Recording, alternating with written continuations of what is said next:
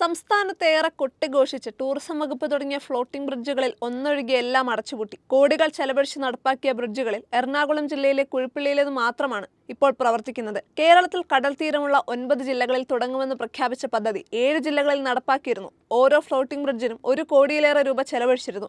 2024 തിരുവനന്തപുരം വർക്കലയിൽ floating bridge അപകടത്തിൽപ്പെട്ട് നിരവധി പേർക്ക് പരിക്കേറ്റിരുന്നു. ലൈഫ് ഗാർഡുകളുടെ സംയോജിതമായ ഇടപെടലാണ് വൻ ദുരന്തം ഒഴിവാക്കിയത്. വർക്കലയ്ക്ക് പിന്നാലെ പാപനാശം, തൃശൂർ ചാവക്കാട്, കണ്ണൂർ മുഴുപ്പിലങ്ങാട് കടൽ തീരങ്ങളിലെ ഫ്ലോട്ടിംഗ് ബ്രിഡ്ജുകളിലും അപകടം സംഭവിച്ചിരുന്നു. ബേപ്പൂർ, മലപ്പുറം, താനൂർ, ബേക്കൽ എന്നിവിടങ്ങളിലും ടൂറിസം വകുപ്പ് ഫ്ലോട്ടിംഗ് ബ്രിഡ്ജുകൾ ആരംഭിച്ചിരുന്നു.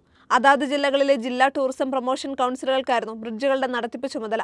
നിരന്തരമായി ഉണ്ടാവുന്ന കാലാവസ്ഥാ വ്യതിയാനങ്ങളുടെ ഭാഗമായി കടൽ പ്രക്ഷുബ്ധമാവുന്ന സാഹചര്യങ്ങളിൽ കേരളത്തിൽ ഫ്ലോട്ടിംഗ് ബ്രിഡ്ജുകൾ സഞ്ചാരികളുടെ സുരക്ഷയ്ക്ക് കടുത്ത ഭീഷണി ഉയർത്തുന്നുണ്ട്.